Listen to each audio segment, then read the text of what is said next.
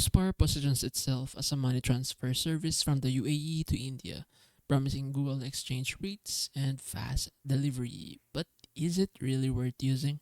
The good is that Aspora highlights transparent pricing, no hidden fees, just transfers at Google's published rates. It's designed for UAE residents sending money home with a simple online platform and direct bank transfers.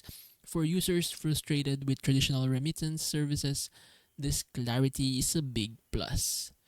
The bad, it is a new service. And Aspora doesn't yet have the same track record or global recognition as established players like Wise or Western Union.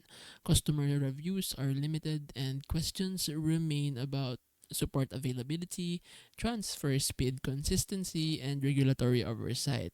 Without a long history, trust is still being built. So Aspora looks promising, but use it cautiously until it builds a stronger reputation.